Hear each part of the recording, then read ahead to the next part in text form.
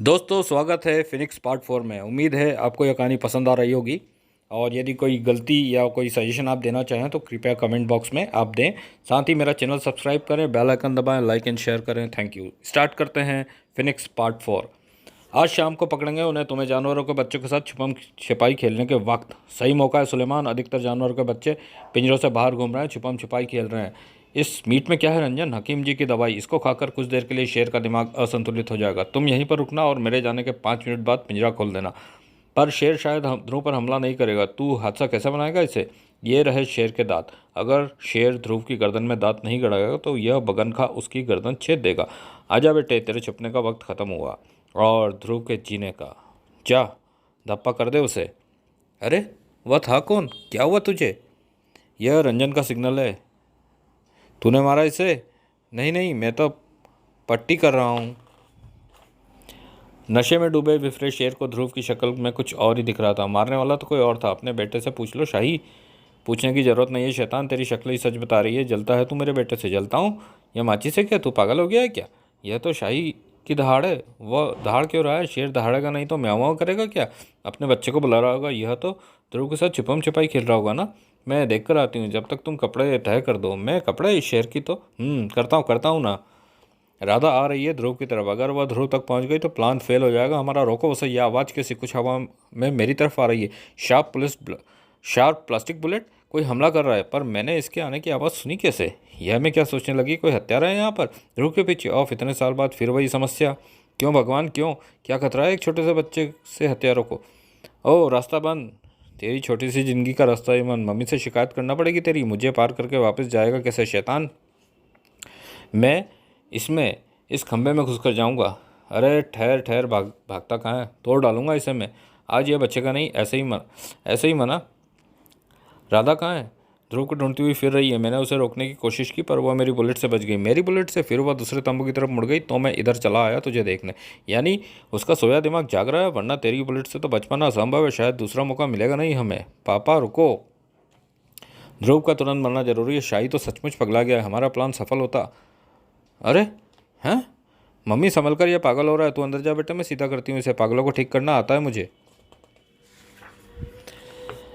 ओफ, शाही को आज़ाद करवाना ही होगा। तू ध्रुव के पीछे जा, उसको या तो निपटा दे या टेंट से बाहर जाने से रोक। ठीक है, राधा को रोके रखने का इंतजाम मैं करता हूँ। अगले ही पल शाही आज़ाद हो गया। यह चाकू कहाँ से आया? यानी हमलावर है और आसपास ही है। मुझे ध्रुव के पास जाना ही होगा पर शाही मुझे जाने नहीं देगा। फुल प्रूफ प्लान बनाया हमलावर ने। पर कम से कम शाही को तो मैं ध्रुव से दूर रख ही सकती हूँ। उई, यह क्या था? गुर गुर गोली? हाँ जानता हूँ, पर चलाई किसने? अरे वो ऊपर। अरे यह तो वही चोर लगता है जो पुलिस अंकल ने बताया था। तुझे इसी ने खिंच खरोचा था ना? नहीं, इसका तो एक मतलब चोर एक नहीं दो है। चल सबको बताते हैं। आओ अब क्या? यह क्या? तुम्हें बाहर जिंदा नहीं जाने दूंगा मैं। यह देखो रस्सी जो सभी बांसों से बंधी है, पूरे फर्श जितने लंबे बांस। एक बार रस्सी खींचूंगा और सारे बांस एक साथ तुम्हारे ऊपर गिरेंगे पूरे कमरे की लंबाई में, और तुम इनके नीचे दबकर जाओगे सीधा ऊपर।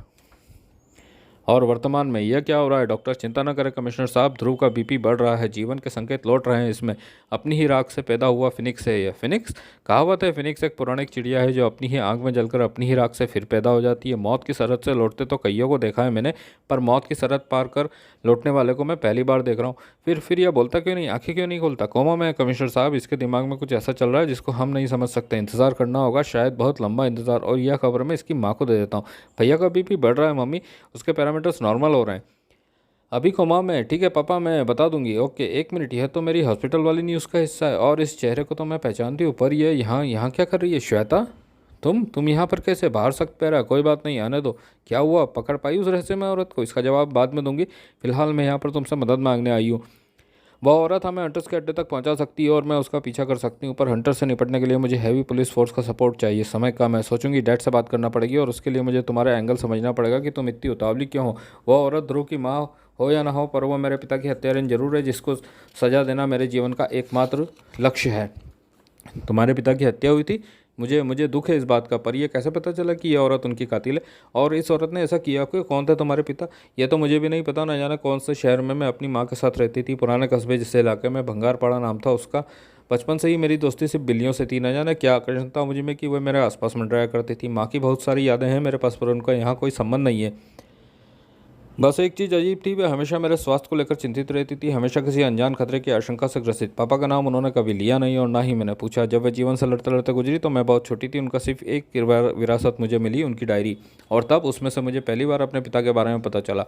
पापा एक बहुत बड़े बायो साइंटिस्ट थे। सरकार ने उनके जैसलमेर में एक गुप्त स्थान पर एक अत्यंत गुप्त लैब बनाकर दी थी। वे उस वक्त मानव जीनोम पर प्रयोग और शोध कर रहे थे।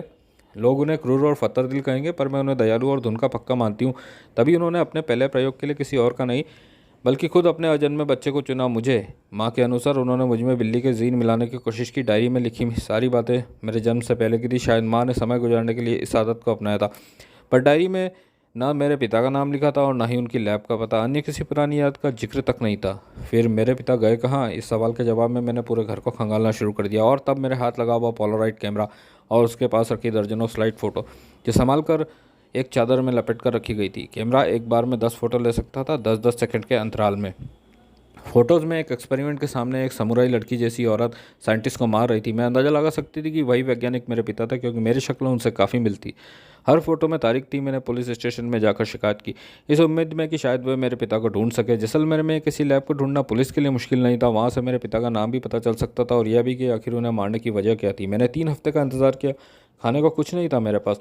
बिल्लियाँ पता नहीं कहाँ कहाँ से खाना लाकर मुझे खिलाती थी। ऐसे ही दिन गुजारे मैंने, और तब मुझे ज़िंदगी का दूसरा झटका लगा। ना जाने क्या मदद करती पुलिस ने एकाएक लैब और मेरे पिता के अस्तित्व से ही इनकार कर दिया। मदद तो दूर, मेरी चीज़ें तक मुझे वापस नहीं दी गई। और तब मैंने ज़िंदगी की पहली चोरी की, अपनी चीज़ें वापस लाने के लिए पुलिस थाने में चोरी। और तब मुझे पता चला कि मेरे पिता के प्रयोग ने मेरे साथ क्या क्या किया था। बिल्ली जैसी चपलता आ गई थी मुझ में। अंधेरे में साफ दिखना और ऊंचाई से कूदना मुझे मजाक लग रहा था। उस रात मुझे आत्मविश्वास मिला, अकेले जीने का यकीन। राजनगर जंगल में मेरा पहला सामना हुआ उस रहस्यमय औरत से, और मुझे जानी पहचानी तो लगी थी, पर उस वक्त मेरा ध्यान जेकब पे था। पिता के हत्यारे की तलाश की सोच से जीने का मकसद मिल रहा था, पर मेरे पिता का मेरे ऊपर किया गया प्रयोग मुझे मौत की तरफ धकेल रहा था। मेरी हड्डियां खोखली हो रही थी बिल्लियों की तरह, और बोन मेरो की कमी से मेरी रोग प्रतिरोधात्मक क्षमता कम हो रही थी। पर मुझे जिंदा तो रहना ही था, और मैं रही उसी दिन के लिए जब तक कि मैंने हंटर्स का नाम सुना।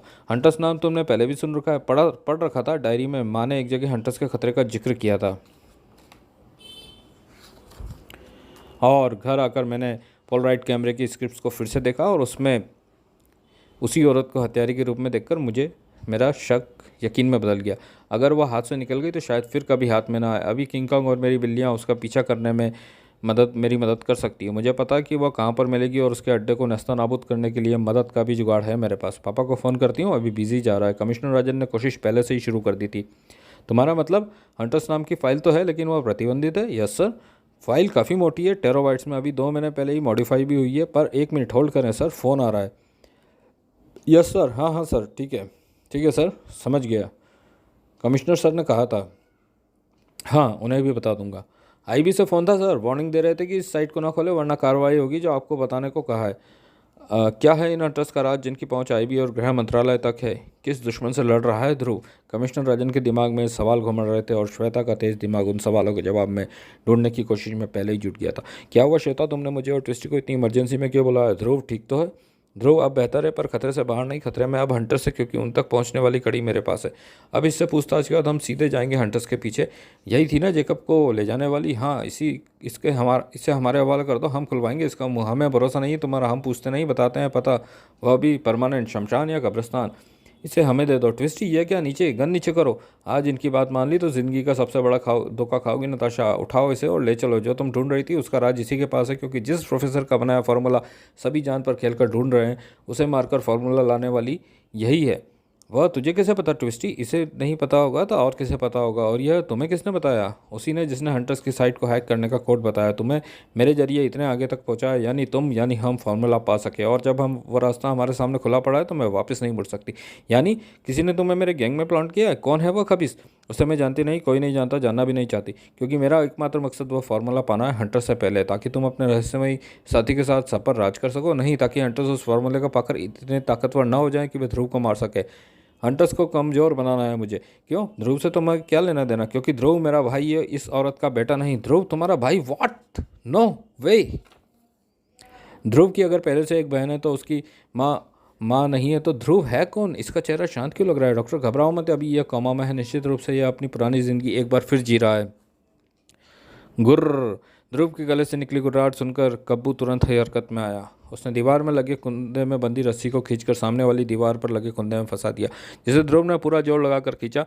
नतीजतन नीचे गिरते बांसों और ध्रुव के बीच तनी हुई रस्सी की बाधा खड़ी हो गई, जिस पर गिरकर बांस किसी को नुकसान नहीं पहुंचा सकते थे। और आइडिया काम में आ गया। यकीन नहीं होता इतने कम समय में इतना कारगर बचाव। यह सच में बच्चा ही है ना, तभी तो ये हमारे आकाओं का खतरा महसूस हो रहा है।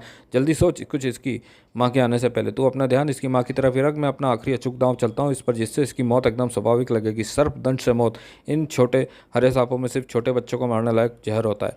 नहीं चाल, अब तो ऐसी जगह ढूंढना होगी जहाँ इन तारों को टकरा कर टूटने लायक जगह ही ना हो। कब्बू, तू मेरा एक काम कर, छुपम छुपाई वाले दोस्तों को लेकर साथ आ, खासतौर से मंकीज़ को। फिर कमाल है भाई, यह तो सयाना निकला। अब तो यह तीर टकरा कर टूटने लायक जगह बस एक ही डंडा है झूले का, वह भी हिलता हुआ। तो मैं नीचे लाता हूँ इसे। वही, लेकिन अभी तो तीर टकराने की जगह नहीं मिलेगी तुम चोरों को। मिलेगी ना, अब तो इससे बचकर। है भगवान, ये तो मुझे गिराकर बाहर भाग रहा है। अब मैं इसके पीछे जाऊं या हमलावरों के? अंकल, मैं तो पहले ही आप लोगों को चलने के स्टाइल से पहचान गया था। यानी आप चैलेंज दे रहे हैं, फंसा रहे हैं? वह कैसे? यह आवाज़ तो। इस औरत को मेरे हवाले कर दो। तुमने तो पहले ही रहस्यों का पिटारा खोल दिया है। बाकी खुलासे बाद में कर लेंगे, पर माल ले जाने से पहले पड़ताल तो कर लो, कहीं कोई जाली माल ना टिका जाए तुम्हें। यह तो जवान है, यह औरत नहीं हो सकती।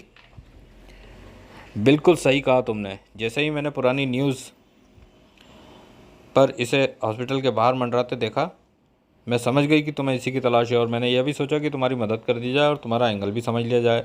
अब राज खुल ही रहे हैं तो हमें वह साइट भी दिखा दो जिस पर हंटर्स के राज रहते हैं, और लगे हाथ तो हंटर्स के मुख्य अड्डे का पता भी बता दो। वह सारे एड्रेस मुझे वह बूढ़ा आदमी देता था। कौन सा आदमी?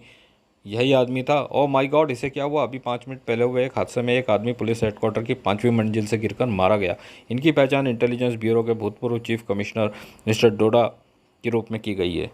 खिड़की से गिरने के दौरान उनकी मीटिंग कमिश्नर राजन मेहरा से चल रही थी। राजन मेहरा से पूछताछ जारी है। ऑफ, अब ना डोडा ऑफ डडवाल मुंह खोल सकता है, ना पापा मदद कर सकते। पर यह डोडा का क्या एंगल है? और वो गिरा कैसे? क्या उसको नीचे फेंका गया है पापा के द्वारा? अब हम कैसे पहुंचेंगे हंटर्स तक, क्योंकि अब तो हर रास्ता नजर आ रहा है डेड एंड। ध्रुव उधेड़ रहा है अपने अनजाने अतीत की परतें, और हर परत में से प्रकट हो रहे हैं नए नए किरदार। पर अब जो पर्दे के पीछे से निकल कर आया है वह है सबसे खतरनाक हंटर, जिसने ध्रुव को भी हिला कर रख दिया है। अब या तो ध्रुव पलटेगा अपने अतीत की किताब के आखिरी अध्याय का आखिरी पन्ना, या खुद उस किताब का हिस्सा बनकर रह जाएगा। एक ऐसा अध्याय जो साबित होगा ध्रुव के जीवन का डेड एंड, यानी ध्रुव की जान बहुत ज़्यादा खतरे में है दोस्तों। और नए नए किरदार, नए नए हंटर्स, नए नए किलर्स सामने आ रहे हैं। बेहद रोचक कहानी के अगले भाग में मिलेंगे डेड एंड।